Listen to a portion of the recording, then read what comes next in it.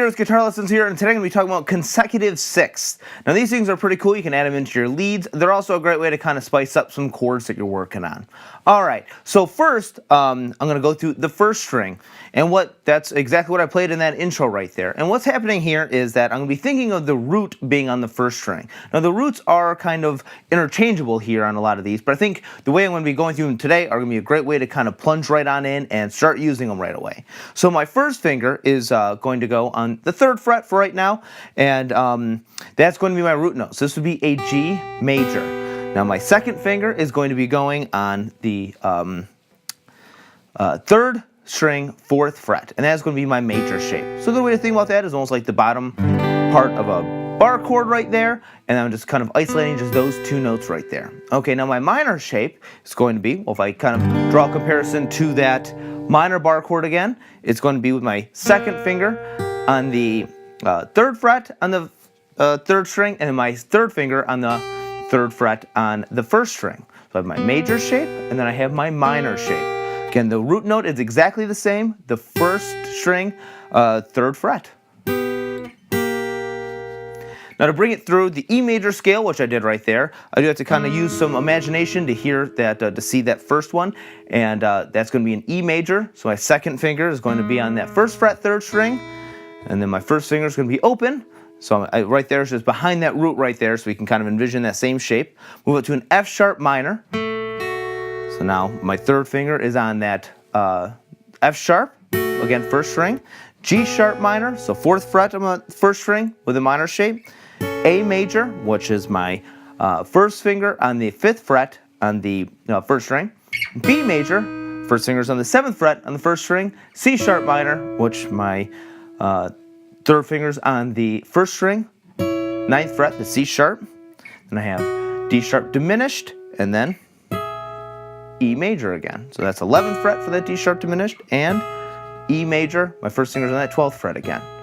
Now, we don't have all the information for the D sharp diminished chord to know whether it's just a minor or a D sharp diminished, because we're missing the 5th right there. I only have my root note and my 3rd.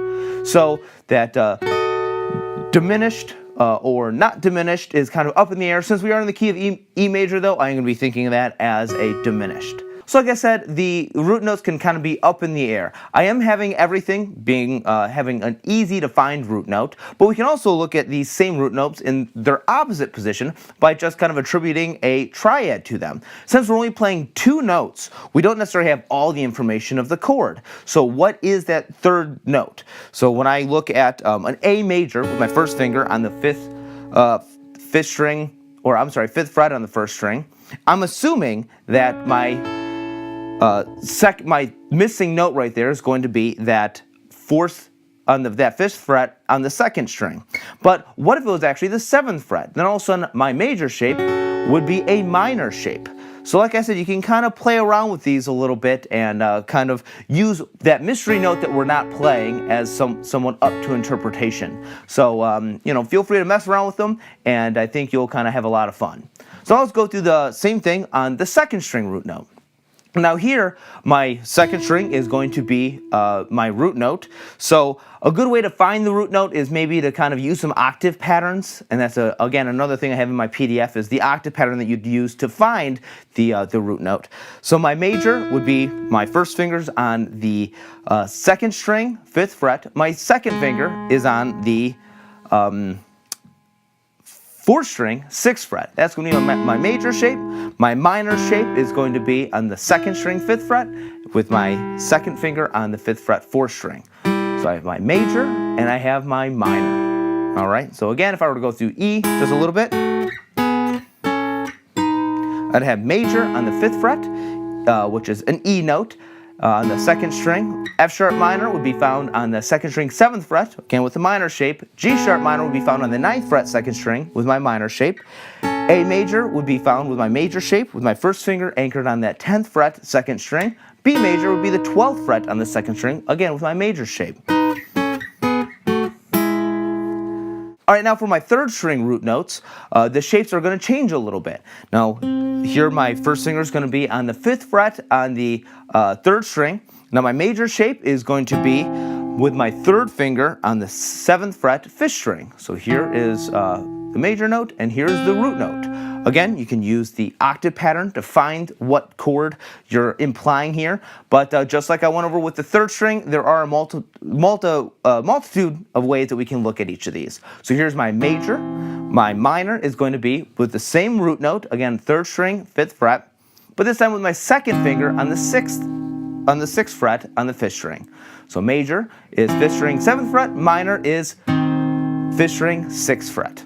All right, now if I were to go to E again, I would be here's my major, 9th fret on the 3rd string with my major shape, F sharp with my minor shape on the 11th fret, and then G sharp would be my 13th fret on the 3rd string, and again, and a minor shape.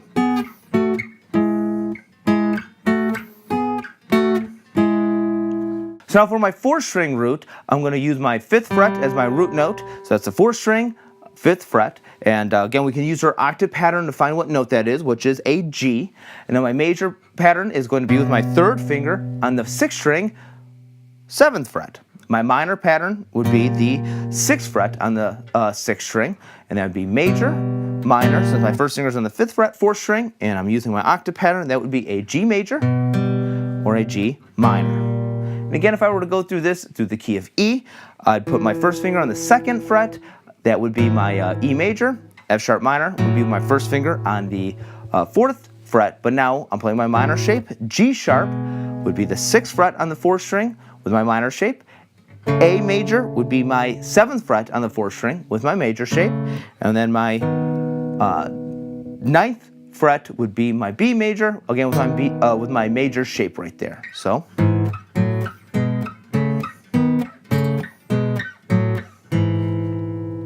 Now these can be used with leads or a great way to play with some chords right there. Like I said, the root note, since we're only playing 2 notes, can be kind of played with a little bit. So you might be finding that, hey, when I play an E, this actually sounds pretty good as well as what I told you was an E major. And that's because it's depending on how we're filling out that, that third note that we're not exactly playing right there.